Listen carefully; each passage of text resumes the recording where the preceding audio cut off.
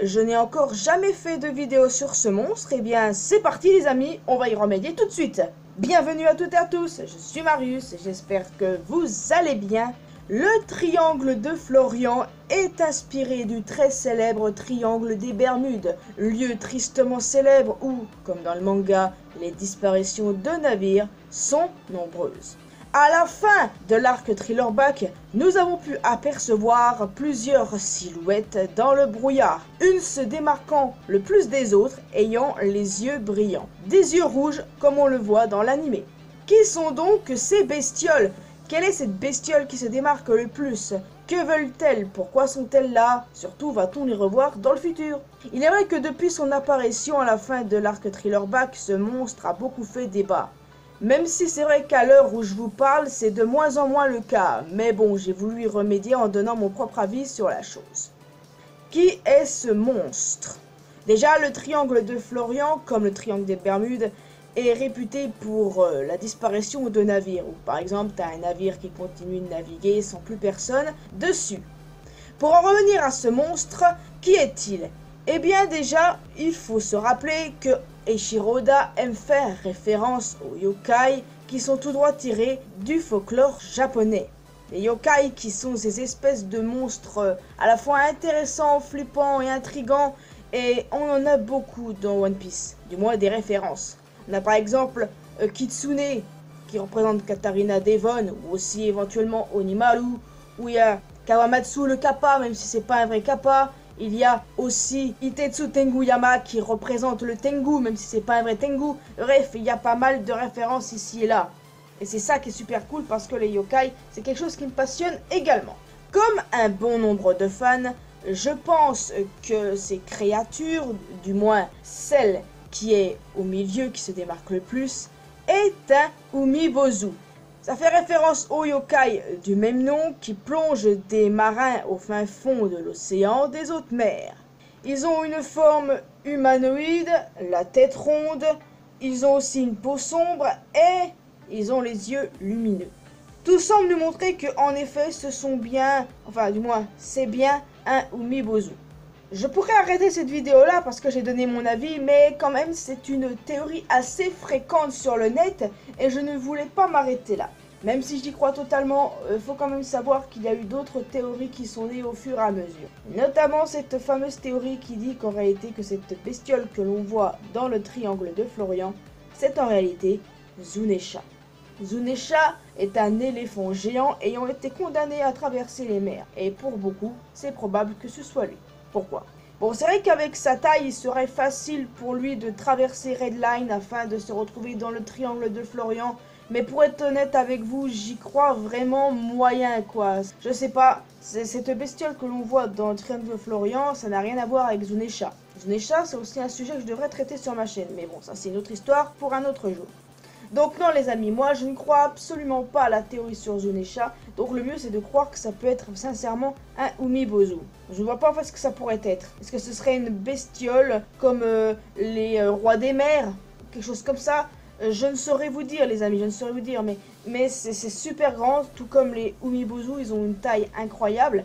Enfin bon, moi je reste sur cette théorie, hein. C'est assez bizarre que plusieurs années après, on ne sache toujours pas ce que c'est, quoi. Est-ce que des fans vont reposer la question à Oda? Parce que, voilà, je pense que c'est quand même un sujet qui est, en plus d'être passionnant, malheureusement très très oublié. Et on n'a toujours pas de réponse là-dessus. Et moi, j'aimerais bien savoir c'est quoi, c'est comme bestiole. À moins qu'on le sache dans le futur, mais c'est quand même un peu tard, je trouve. Enfin bon. Après, peut-être que pour Oda, les Japonais ont plus facilement capté ce que c'était, puisque les Japonais sont très branchés yokai. Enfin, je sais pas trop, mais bon, j'aurais tendance à dire que c'est le yokai Umibozu. D'ailleurs, fait assez intéressant et amusant, Wadatsumi est appelé Umibozu, puisqu'Umibozu signifie moine des mers. Donc voilà, c'est plutôt drôle. Ça veut peut-être dire qu'en fait, c'est pas un Umibozu. Parce que généralement, les personnes qui sont considérées comme des yokai sont arrêtées d'une toute autre espèce. Par exemple, Kawamatsu, qui se considère comme un kappa, et ben en réalité, c'est un homme-poisson, pas un kappa. Itetsu, c'est simple à deviner que c'est un masque qu'il porte. voilà, il y a certaines failles, certaines vérités, enfin, je sais pas trop, mais bon. Après tout, le triangle de Florian est réputé pour la disparition de navires, tout comme le triangle des Bermudes. Et puis les navires qui sont vides, c'est peut-être en rapport avec l'Umibozu qui tire les marins jusqu'au fond de la mer, quoi, pour les noyer. Donc je sais pas, c'est peut-être ça, c'est peut-être pas ça, mais dans tous les cas, j'aimerais vraiment qu'on ait la réponse un jour sur ces créatures. Parce qu'honnêtement, je trouve dommage que ce sujet ne soit pas plus mentionné que ça. Donc ce serait quand même intéressant qu'on en sache un peu plus, quoi. Donc voilà, c'est vrai que cette vidéo peut paraître courte, mais j'ai voulu sincèrement la faire parce que c'est un sujet impressionnant. Ouais, impressionnant parce que si c'est bien un Umibozu, et ben voilà quoi, faudra s'attendre à voir d'autres yokai dans le futur. Enfin, jusqu'à présent, c'est soit en rapport avec les fruits du démon, ou soit c'est des gens, des personnages qui se cachent derrière des façades. Enfin, vous voyez ce que je veux dire.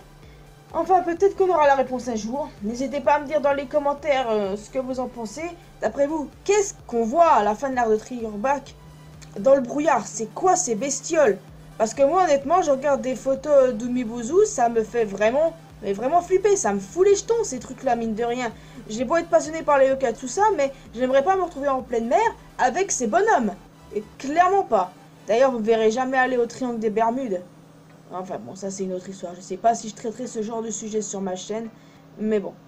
Donc voilà, à votre avis, est-ce que cette bestiole est vraiment importante pour la suite du manga? Est-ce qu'on aura des bestioles de ce type dans le futur? Est-ce qu'on reverra ce genre de bestioles? Et qu'on aura enfin un peu d'éclaircissement sur l'identité de ce qu'on voit à la fin de l'arc Thriller-Back? Parce que là, c'est intriguant. Je crois que j'ai assez fait dur cette vidéo, c'est vrai, je suis d'accord. Mais voilà, c'est... Plus j'y pense, plus c'est un sujet qui m'intéresse et que j'aimerais vraiment enfin avoir d'éclaircissements dessus. Je sais pas vous, mais bon, c'est vrai qu'il y a des mystères un peu plus intéressants dans One Piece. Mais ça, c'est un des mystères les plus mystérieux, quoi. Ok, c'est bon, Marius, t'as rien appris aux gens dans cette vidéo. Bah, en même temps, c'était pas trop le but. Je voulais donner mon avis parce que même si c'est un sujet qui date, je tenais à le donner. Après, c'est vrai que les gens vont chercher dans trop compliqué. Parce que j'ai vu des théories, des armes antiques et tout le bordel. Ah bordel, les gens ils inventent vraiment n'importe quoi. Mais en même temps, on peut imaginer ce qu'on veut, on ne sait rien sur ces bestioles. Mais en tout cas, abandonner la théorie sur Zunesha, c'est pas possible. Enfin bon, en tout cas, je vous laisse officiellement ici parce que je crois que j'ai assez traité cette vidéo. Donc vous pouvez vous abonner à cette chaîne si ce n'est pas encore fait, également à ma chaîne secondaire. N'hésitez pas à laisser un petit pouce bleu, un petit commentaire, à partager avec vos amis éventuellement, me rejoindre sur mes réseaux sociaux, Facebook, Twitter et Instagram. Vous pouvez rejoindre la communauté mariusienne sur Discord. Et quant à moi, je vous retrouve dans une prochaine vidéo. Portez-vous bien, ciao!